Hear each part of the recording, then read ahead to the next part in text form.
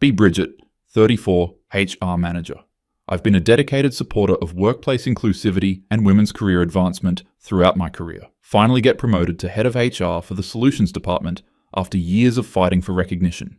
This is my chance to make real change and show what progressive hiring looks like. Department has been male-dominated for too long. Time to fix that. First day in charge, look at department demographics. 22 employees, 16 men, 6 women. This is exactly the kind of systemic inequality I've been talking about. Clearly, previous management had unconscious bias against female candidates. Time to implement some real equity measures. Call meeting with department heads. Explain my vision for balanced hiring practices. Bill, the lead project manager, raises concerns. Bridget, I understand wanting diversity, but we need to hire based on project needs and skills first. Typical male response, always trying to maintain the status quo. Bill, that's exactly the kind of thinking that created this imbalance. We need to actively correct decades of bias. But Bridget, we have 3 major client deliveries coming up. What we need is to stop making excuses and start making real change. Over next 6 months, focus hiring exclusively on qualified female candidates. Not hard to find them. Women are just as capable as men, often more so. Hire Sarah for senior analyst role. Brilliant data scientist from competing firm. Hire Jennifer for project coordination. Excellent organizational skills. Hire Lisa for client relations. Outstanding communication abilities. Hire Michelle for technical writing. Perfect academic background. Hire Amanda for quality assurance. Meticulous attention to detail. Hire Rebecca for business development. Natural relationship builder. By month 4, department is 14 men, 14 women. Perfect balance achieved through strategic hiring. Finally proving that equitable workplaces are possible when someone has the vision. Bill approaches me again, looking stressed. Bridget, I need to talk to you about staffing continuity planning.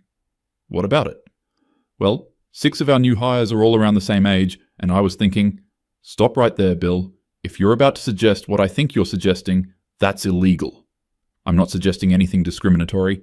I just think we should have backup plans for what? For when women exercise their basic reproductive rights? That's not what I meant. This conversation is inappropriate and I'm documenting it. Bill gets frustrated, voice rising slightly. Bridget, I'm not being discriminatory. I'm talking about basic workforce planning. What happens if multiple people take leave at the same time? That's a hypothetical scenario you're using to justify continued bias. It's not bias, it's planning. What if 3 people get sick at once? What if there's a family emergency? What if you focused on supporting your female colleagues instead of creating imaginary problems? Bill walks away shaking his head. Typical male fragility when challenged on their assumptions. Month 6, get amazing news. Sarah announces she's pregnant, due in 5 months. So happy for her. This is exactly why we need better maternity policies. Start working on enhanced leave package to support her.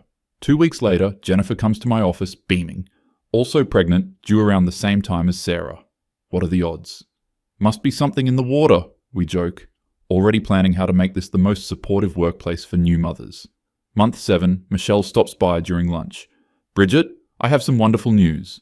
Pregnant too, due just a few weeks after Sarah and Jennifer. This is incredible, like the universe is validating our progressive hiring. 3 strong women about to become mothers, proof that you can have career and family. Week later, Amanda schedules private meeting. Hands me positive pregnancy test with huge smile. Due date almost exactly between Michelle and Rebecca. 4 pregnancies. This is like a fairy tale of work-life balance. Lisa and Rebecca both come forward within days of each other. Both pregnant, due within 6 weeks of the others. 6 pregnancies announced within 3 weeks. This is unprecedented, beautiful, perfect timing for our new family-friendly policies. Bill requests urgent meeting. Storms into my office, face red with anger. Bridget, we have a serious problem.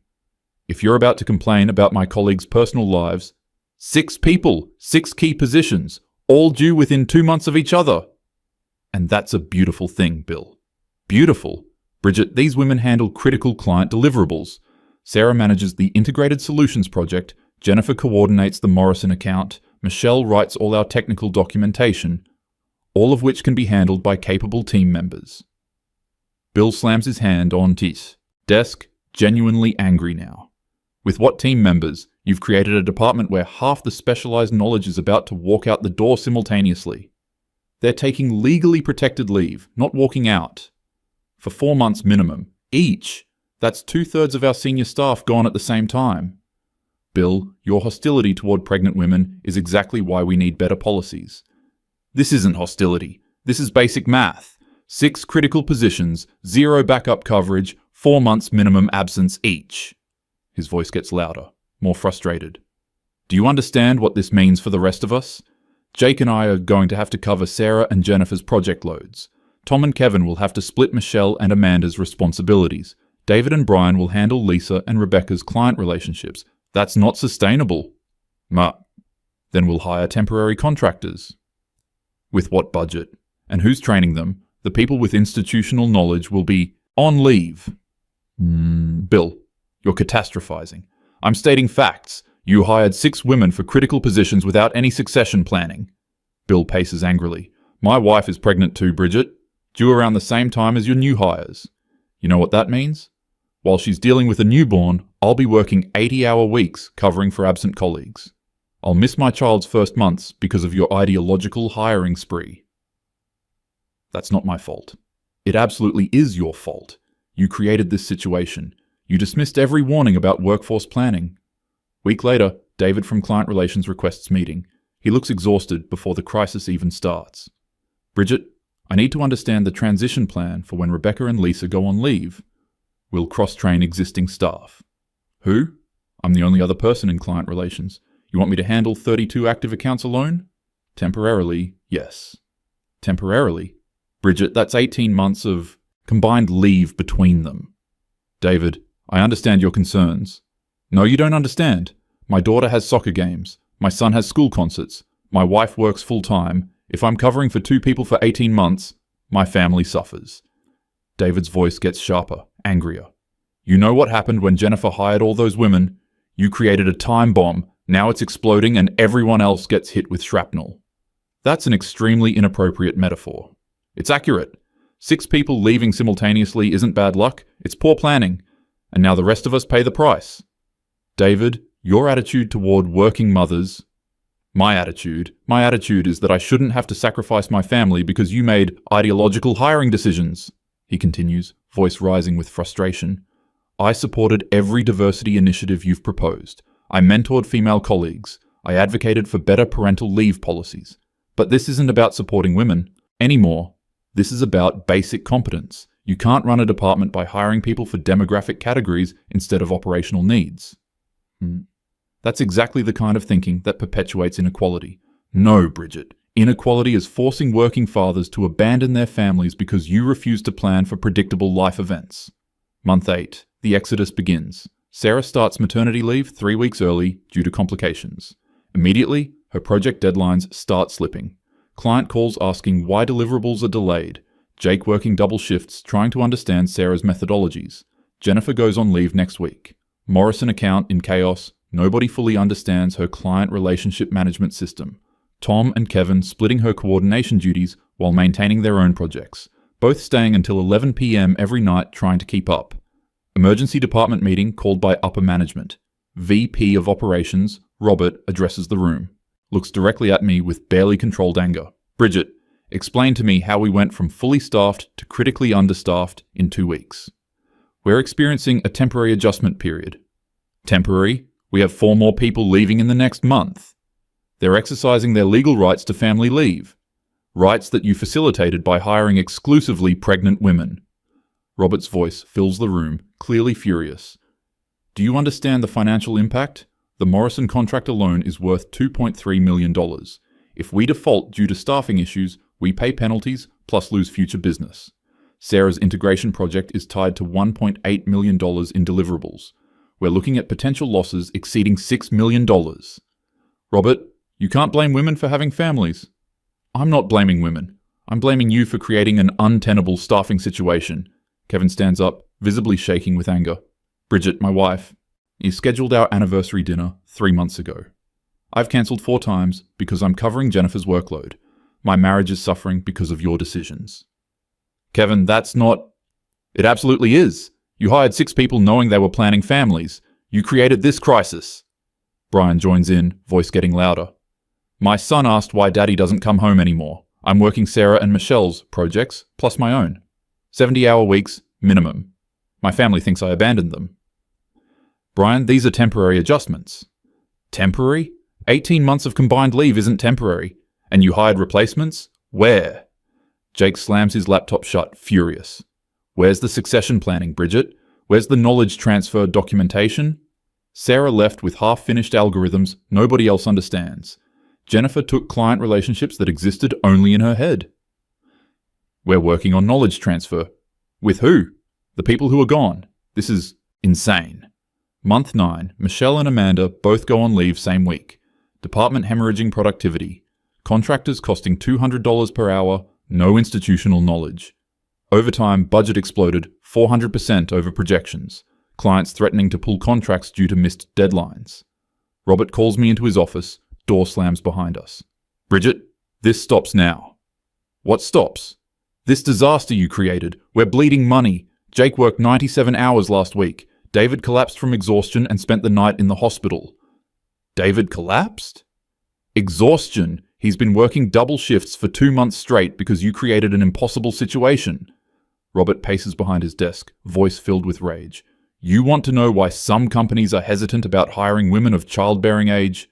This exact scenario. 6 critical positions vacant simultaneously because you hired ideologically instead of strategically. That's illegal discrimination. It's risk management, and you just proved why that risk is real, he continues, shouting now. I don't care about anyone's gender. I care about operational continuity. You hired 6 people knowing they were planning families without creating any backup systems. That's not progressive. It's incompetent. Robert, you can't punish women for reproductive choices. I'm not punishing anyone. I'm dealing with the consequences of your choices, your hiring decisions, your refusal to plan. Month 10, Lisa and Rebecca both leave within days. Department completely crippled. Remaining 8 men covering work of 14 people. Client contracts being terminated left and right. Emergency hiring of expensive consultants just to maintain basic operations. Bill confronts me in break room, exhausted and furious. Bridget, look what you've done. Gestures at Tom sleeping at his desk during lunch break. Tom missed his daughter's birthday party yesterday. Worked until 3 a.m. His wife called me crying, asking when this ends. Bill, this is a difficult transition. Transition to what? Bankruptcy? Tom's marriage falling apart? Kevin having panic attacks from stress? His voice cracks with exhaustion and anger. You know what the worst part is? You still think you're the victim here. You still think we're all just sexist for pointing out that hiring 6 pregnant women for critical positions without backup plans was catastrophically stupid. I was trying to create equity. You created chaos. Look around. Half our contracts cancelled, our team destroying their health, covering impossible workloads, and you're still lecturing us about equity, Bill continues, voice rising. My wife had our baby 2 weeks ago. You know how much time I've spent with my newborn? 6 hours total. 6 hours with my firstborn because I'm working 90-hour weeks cleaning up your mess. Sees the impact on his face, for first time feeling uncertain. I didn't mean for, you didn't think. That's the problem. You hired based on demographics instead of operational reality.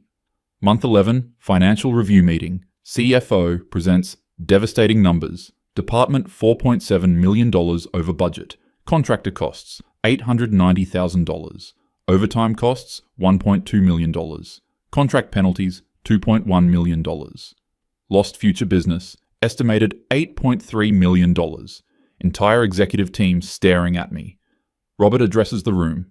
This department is functionally bankrupt. We're hemorrhaging money while delivering subpar work. Our reputation with major clients is destroyed. Stomach drops as reality hits. My progressive hiring created exactly the financial disaster everyone warned about. David returns from medical leave, looks 20 years older. Bridget, I need you to understand something. His voice quiet, but filled with controlled anger. I missed my daughter's first steps. My son's school play. My anniversary. My wife's birthday. All because you refused to listen when we told you this would happen. David, I'm sorry. I didn't realize. You didn't realize because you didn't listen. Every man in this department told you this was unsustainable. He continues, exhaustion evident. You want to know the real tragedy? I support working mothers, I support family leave, I support workplace equality, but you turned all of that into weapons against your male colleagues. That wasn't my intention. Your intentions don't matter when the results are destroying people's lives. Kevin approaches, looks defeated. Bridget, my wife left me. Shock hits like physical blow. What? She left. Took our kids. Said I chose work over family. But I didn't choose work. You chose for me when you created this staffing nightmare. Realized the human cost of my decisions for first time.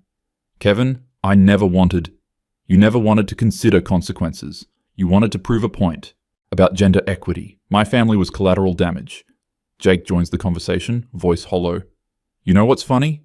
You hired women to prove they're just as capable as men, but then when they all left simultaneously, you expected men to pick up all the slack without complaint. I expected the team to support each other. Support? Bridget, Brian's been hospitalized twice for stress-related issues. Tom's wife filed separation papers. David collapsed from exhaustion. How is that support? The weight of everything starts hitting. Look around department, see exhausted faces, see empty desks where Sarah, Jennifer, Michelle, Amanda, Lisa, Rebecca used to sit. See remaining men who look broken, defeated, angry. Realize I created exactly the scenario that validates companies' unspoken concerns about hiring multiple women of childbearing age simultaneously. Brian walks over, voice shaking with controlled rage. You want to know what I learned from this experience, Bridget?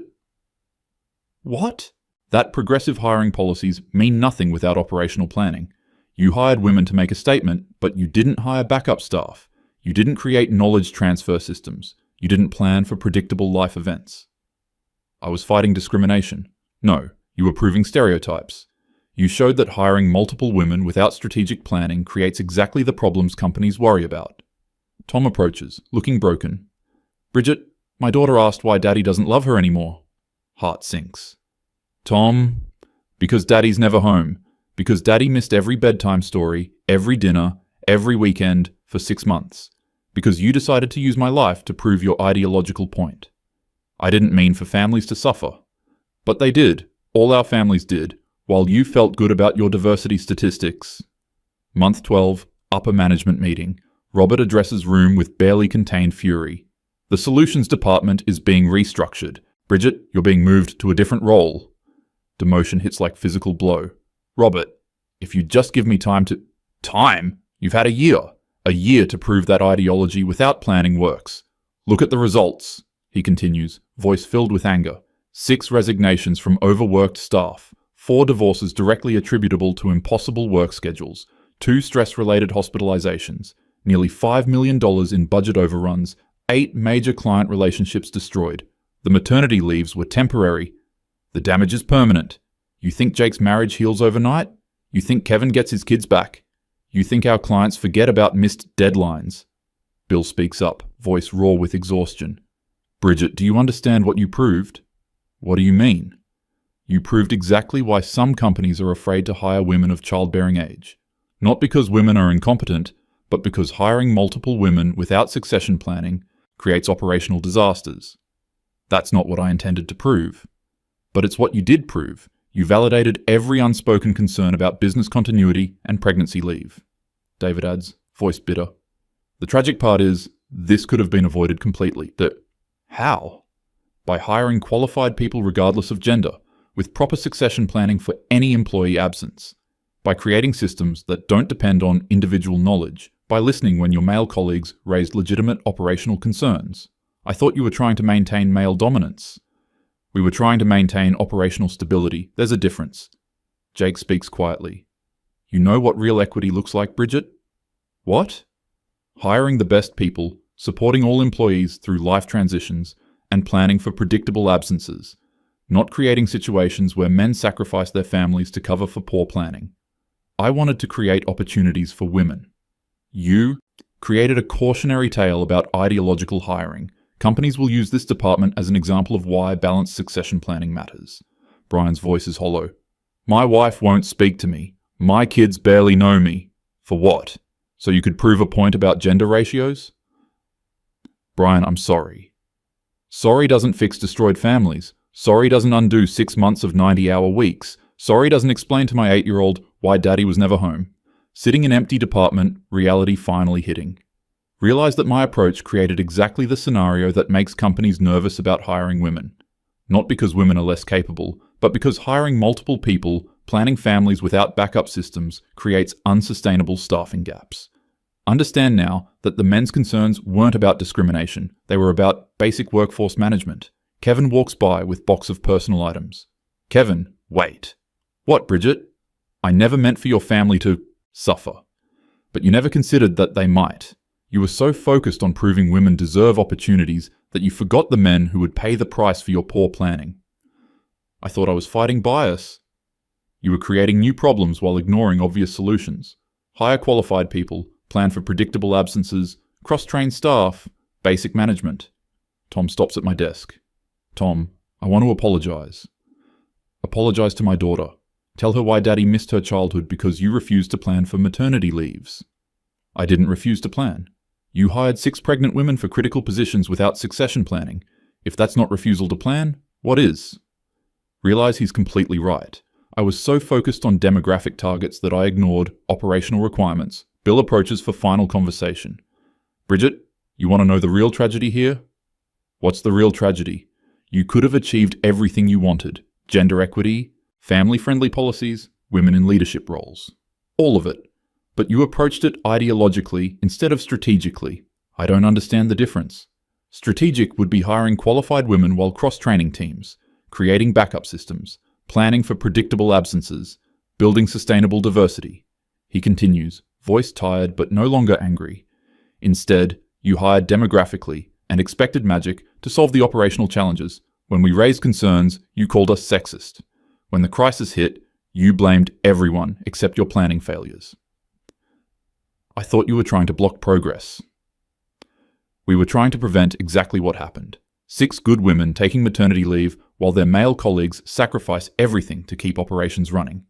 David joins us. You know what's really unfortunate, Bridget? What? This department could have been a model for progressive workplace policies. Instead, it's going to be used as an example of how not to implement diversity initiatives. What do you mean? Companies will look at this disaster and say, see, this is why we can't hire multiple women of childbearing age. Your ideological approach validated their worst fears. Jake stops by. Bridget, I want you to understand something important. What? None of us opposed hiring women. We opposed hiring without succession planning. There's a crucial difference that you refuse to see. I see that now. Do you? Because for a year, you treated every operational concern as gender discrimination.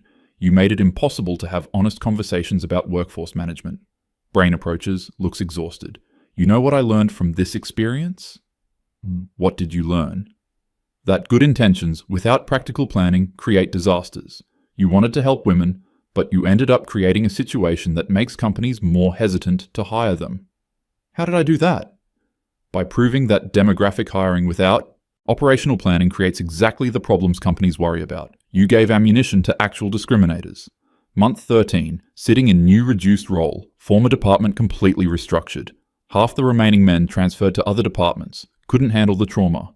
New management implementing exactly the succession planning we should have had from the beginning. Cross-training programs, backup systems, knowledge documentation. Everything the men had suggested and I had dismissed as discrimination. Receive email from Sarah, back from maternity leave. Bridget, I heard about the department restructuring.